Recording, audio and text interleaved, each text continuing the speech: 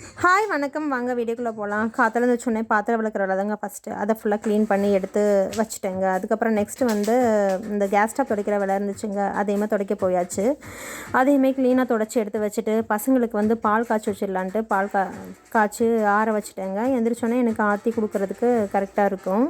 Next வந்து iron தவை வந்து கழுவி வச்சுருந்தாங்க. அதை அப்படியே எடுத்து வைக்க மாட்டேன் எப்பயுமே.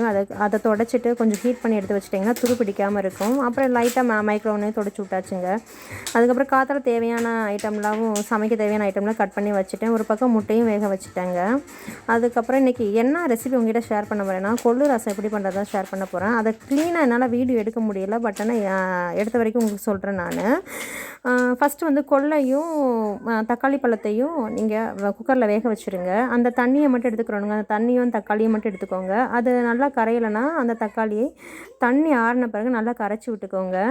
அதுக்கப்புறம் புளி தண்ணி ஊற வச்சுருப்பீங்களா அதையுமே அதில் ஊற்றிட்டு அதுக்கப்புறம் எவ்வளோ தேவையோ அந்த அளவுக்கு ரசப்பொடி அதுக்குள்ளே போட்டுங்க. நல்லா மிக்ஸ் பண்ணி கொஞ்சம் உப்பு போட்டு மிக்ஸ் பண்ணி வச்சுக்கோங்க. அதுக்கப்புறம் ஒரு பக்கம் பூண்டு தட்டி வச்சுக்கோங்க. அப்புறம் எப்பயும் போல் தாங்க கடாய் வச்சு ஆயில் ஊற்றி கடுகு பருப்பு, வெந்தயம், கருவேப்பிலை, வரமிளகா, அதுக்கப்புறம் பூண்டு, பெருங்காயம் இதெல்லாம் கொஞ்சம் தாளிக்க போட்டு கொஞ்சம் ஃப்ரை ஆனோடனேவும் நீங்கள் கரைச்சி வச்சுருக்கீங்களாங்க அந்த கொள்ளு ரச தண்ணியை அதில் ஊற்றிட்டு அதுக்கப்புறம் இது கொத்தமல்லி தலையை நிறையாங்க கொஞ்சம் கை நிறைய போட்டு கொஞ்சம் கொதி வந்தோடனே நீங்கள் இறக்கிட்டேன்னா அந்த ரசம் தயாருங்க. இந்த ரசம் வந்து சளிக்குங்க, இருமலுக்கு, அதுக்கப்புறம் வெயிட் லாஸ்க்கெலாம் ரொம்ப நல்லதுன்னு சொல்லுவாங்கங்க. இன்றைக்கி என்னென்ன சமைச்சேன்னு பார்க்கலாம் வாங்க. இன்றைக்கி வந்து காத்தால கேரட் பொரியல் செஞ்சுருந்தேங்க. பசங்களுக்கு தனியாக முட்டை வேக வச்சு வச்சுருந்தேன். அந்த கொள்ளு பருப்பை வந்து உப்பு போட்டு மிக்சியில் ஓட வச்சு வச்சுருந்தேன். அதுக்கப்புறம் வந்து எங்களுக்கு கார முட்டை இதாங்க அந்த கொள்ளு பருப்பு ரசம். அதுக்கப்புறம் சாதம் வந்து இன்றைக்கி வடித்தேங்க. அது ஒரு பக்கம் வடிஞ்சிட்ருக்கு.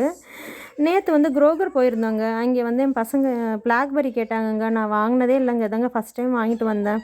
ஆனால் அதை சாப்பிட்டு பார்த்தா நம்ம ஊரில் அவாப்பழம் டேஸ்ட்டு தாங்க இருக்குது. எனக்கு அவ்வளோவா பிடிக்கலைங்க. அப்புறம் நம்ம ஊர் மாம்பழம் இருந்துச்சுங்க, நல்லா இருந்துச்சு. அதனால் ஒரு 2 மாம்பழம் வாங்கிட்டு வந்தாங்க. அவ்வளோதாங்க இன்றைக்கி என்னோடய வீடியோ முடியுதுங்க. ஓகே பாய்ங்க. இந்த வீடியோ பிடிச்சிருந்தா லைக் பண்ணுங்கள், ஷேர் பண்ணுங்கள், கமெண்ட் பண்ணுங்கள்.